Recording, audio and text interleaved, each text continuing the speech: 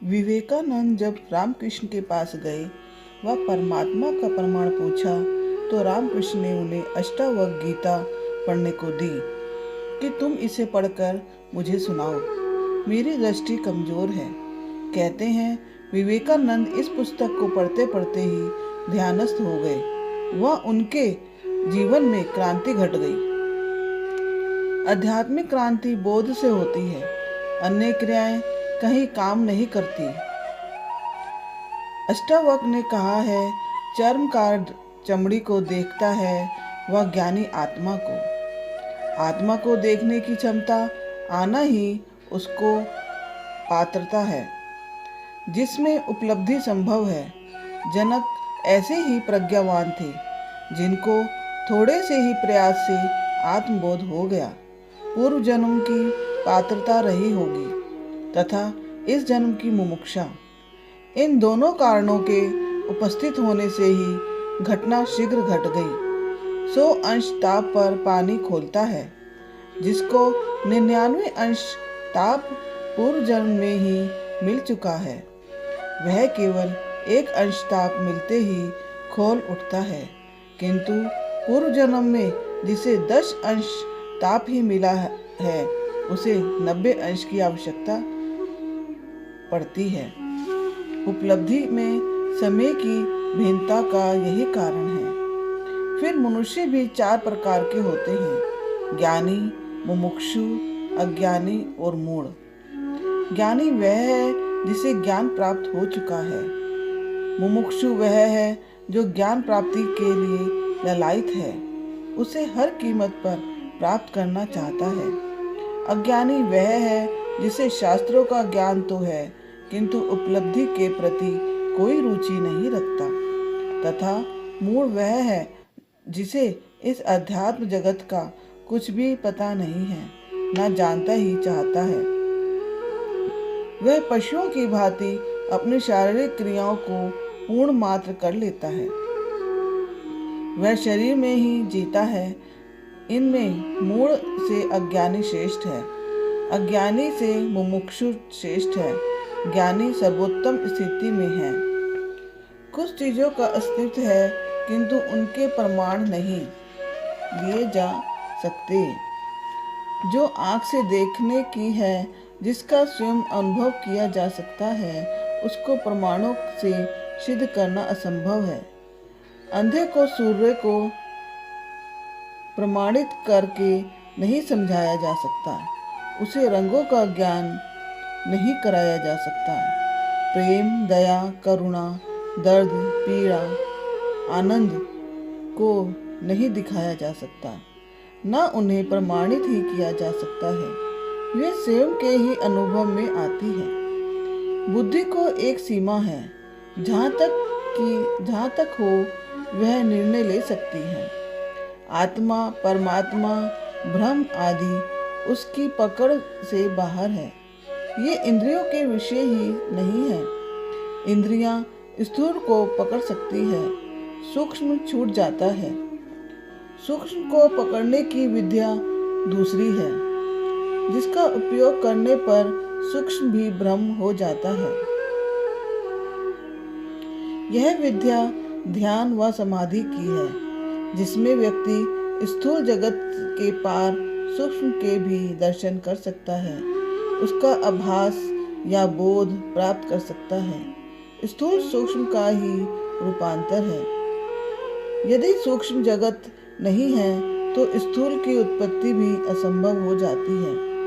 अज्ञानी स्थूल को ही पकड़ पाते हैं। अध्यात्म इसी सूक्ष्म को पकड़ने का विज्ञान है। इसकी कुछ शर्तें हैं जिन्हें पूरा किए बिना सूक्ष्म का ज्ञान नहीं हो सकता। आत्मज्ञान के लिए निर्विकार चित्त व साक्षी भाव चाहिए। महर्षि पतंजलि ने कहा है, चित्त की वृत्तियों का निरोध ही योग है। इन चित्त की वृत्तियों को रोकने की भिन्न भिन्न विधियां हैं, किंतु उच्च बोध होने पर इन विधियों की आवश्यकता नहीं पड़ती। भगवान बुद्ध ने भी कहा है कि जो समझ सकते हैं उन्हें मैंने बोध दिया है। व ना समझो को मैंने विधियां दी हैं। ना समझो के लिए बोध काम नहीं करेगा, उनके लिए विधियां ही ठीक है। राजा जनक को बोध था, विद्वान थे, समझ थी, अतः अष्टावक्र ने उन्हें कोई विधियां नहीं बताई। ना यम नियम साधने को कहा, ना आसन मुद्रा प्राणायाम बताए, ना जप तप के लिए कहा, ना गायत्री पुरुष चरण करवाया, ना पूजा पाठ की शिक्षा दी। सीधे बोध को छुआ। वह जनक जाग उठे। यह जनक का कौशल्य था कि जिससे सुनते सुनते ही आत्मज्ञान हो गया और कुछ करना नहीं पड़ा।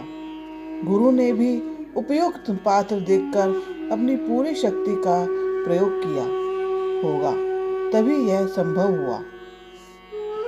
अष्टावक्र का ज्ञान प्राप्ति हेतु मात्र उपदेश इतना ही था कि आत्मज्ञान के लिए कुछ करना नहीं है। क्रिया मात्र बंधन है। क्रिया के साथ फल की आकांक्षा सदा लगी रहती है।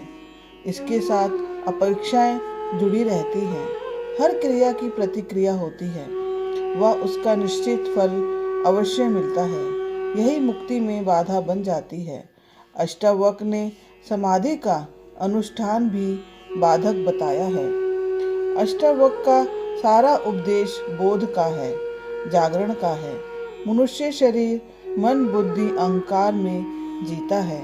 इन्हीं से उसे सुख दुख का अनुभव होता है। काम क्रोध लोभ मोह मद मत्सर आदि इन्हीं से जुड़े हैं।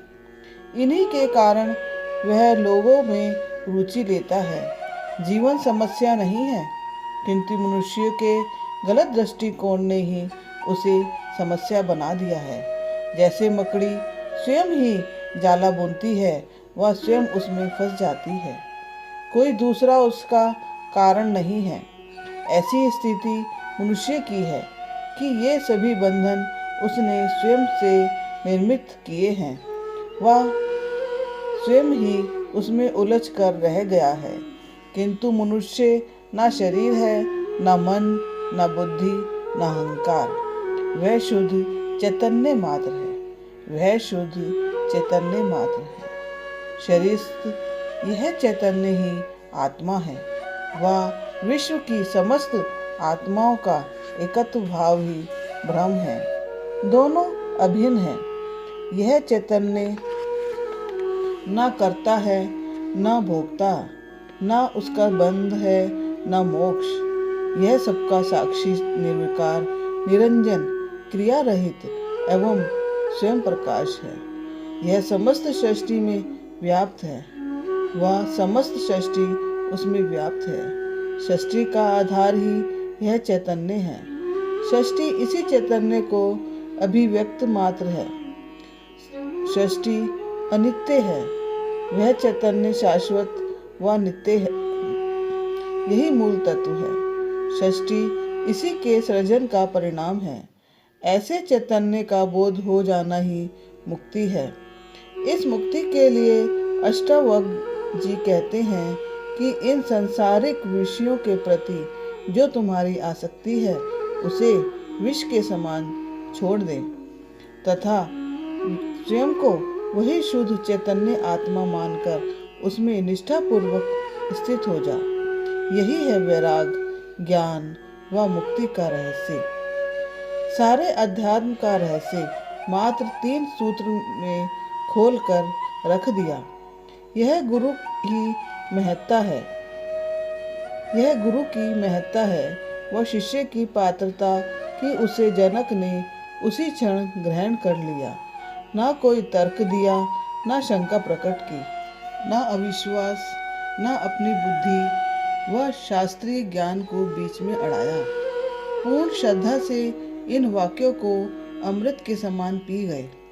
इस कथन के बाद अष्टावक्र मन अहंकार शरीर चैतन्य आत्मा की थोड़ी सी व्याख्या मात्र देते हैं, जिससे ये तथ्य जनक को सुपाच्य हो जाए। इतने कम श्रम के जनक को पूर्ण आत्मबोध हो गया तथा वह उसकी अभिव्यक्ति देने लगे।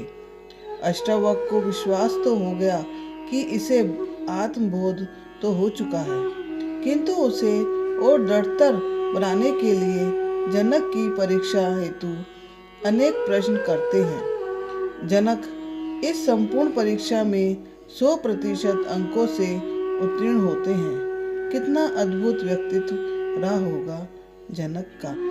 आप सभी को अष्टावक्र गीता का ज्ञान समझ में आ रहा है या नहीं, मुझे कमेंट्स में ज़रूर लिखकर बताएं। यदि कोई क्वेश्चन हो, क्वेरी हो, तो भी आप मुझे कमेंट्स में ज़रूर बताएं। हरि ओम।